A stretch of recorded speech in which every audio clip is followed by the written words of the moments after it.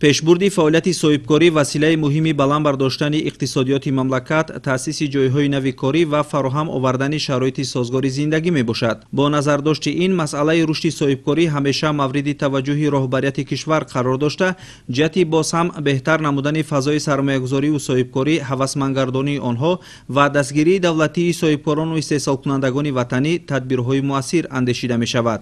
дар 2 соли охир занони вилояти Хатлон ғолиби 56 лоиҳаи гранти президенти ҷумҳурии Тоҷикистон низ гардиданд ва грантҳои дастрасгардида дар ҳудуди шаҳру ноҳияҳои вилоят аз тарафи занони соҳибкор дар самтҳои гуногун татбиқ гашта истодааст. имрӯз дар вилояти Хатлон шумораи занони соҳибкор 31264 нафарро ташкил медиҳад, ки ин худ нишона аз рушди соҳибкории занон дар вилоят мебошад.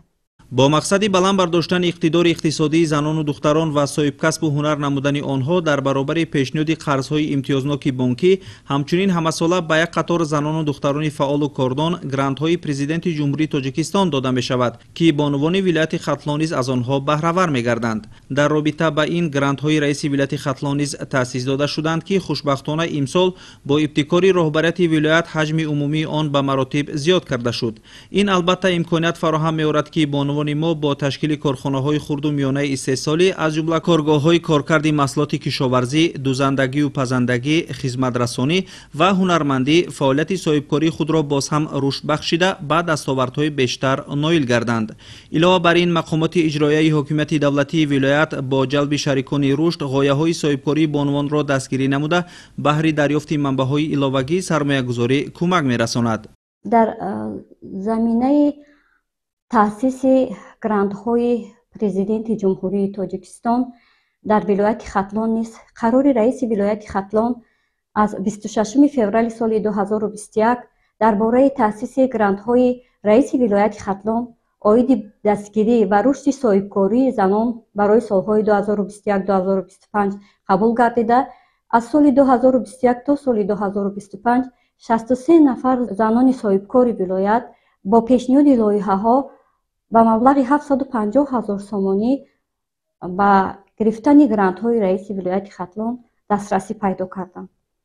дар соли ҷорӣ бошад, ҷиҳати дастгирии соҳибкорзанони вилоят бо ташаббуси бевоситаи раиси вилояти Хатлон Давлатали Саид, маблағи грантии раиси вилоят 1 баробар зиёд гардида, шумораи грантҳо аз 21 адад ба 30 адад ва маблағи грантӣ аз 250 000 ба 500 000 сомонӣ расонида шуд, ки ин маблағҳо ҷиҳати таъсиси корхонаҳои истеҳсолӣ, рушди чорвопарварӣ, боғдорӣ, паррандапарварӣ, рушди ҳунарҳои мардумӣ, ҷиҳати таъсиси мағозаҳои фурӯши армуғонҳо, ҷалби бештари ҷавондухтарон ба касбу ҳунаромӯзӣ ва таъсиси ҷойҳои корӣ равона гардиданд.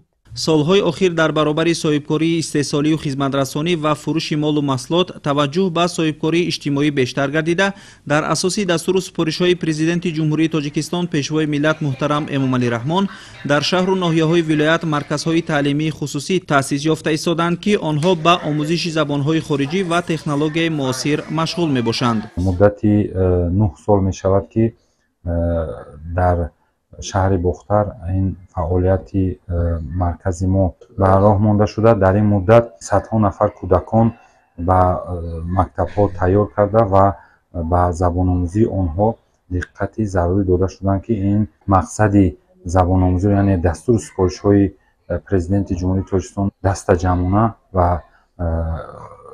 ин амалро иҷро карда истодаем. ин маркази забономӯзӣ ва тайёрии кӯдакон ба мактаб дар таҳхонаи бинои сиқоматии баландошёна ҷой гирифтааст, ки қаблан хеле вайрону валангор буд ва он комилан истифода бурда намешуд. маҳз бо ташаббуси соҳибкори маърифатпарвар Фарҳод Тоиров инҷо пурра таъмиру тармим карда шуда ба мавзеи ободу зебо табдил дода шуд.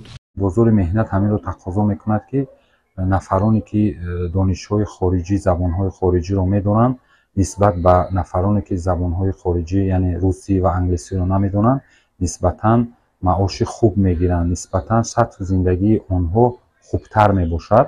ин масъаларо роҳбари давлат ҳама вақт дар баромаду дастурҳояшон қайд мекунанд барои баланд бардоштани сатҳу сифати зиндагии мардум ин яке аз асос шуморида мешавад. бинобар ин ҳозир талаботи бозори меҳнат ҳаминро тақозо мекунад ки бояд на камтар аз 2 забони хориҷиро бояд шахс дониста бошад. бинобар ин мо тасмим гирифтем ки якҷоя дар асоси шартнома бо волидайн ба онҳо корҳои фаҳмондадиҳӣ гузаронда ки минбаъд доништани забонҳои хориҷӣ ба фарзандони онҳо ба нафъи ҳам оила, нафъи ҳам мамлакат, нафъи ҳам шаҳр мебошад. инро мо ба роҳ монда мана фаъолияти худро идома дода истодаем. дар маркази мазкур ҳамаи шароиту имконоти забономӯзӣ ба кӯдакону наврасон ва ҷавонон муҳайё карда шуда, дар он омӯзгорони пуртаҷриба ба довталабон бо истифода аз усулҳои муосири таълимӣ дарс мегӯянд. баъд аз бо муваффақият ба анҷом расонидани курсҳои забономӯзӣ ва супоридани имтиҳонҳо ба хатмкунандагон аз ҷониби маркази таълимӣ шаҳодатнома дода мешавад.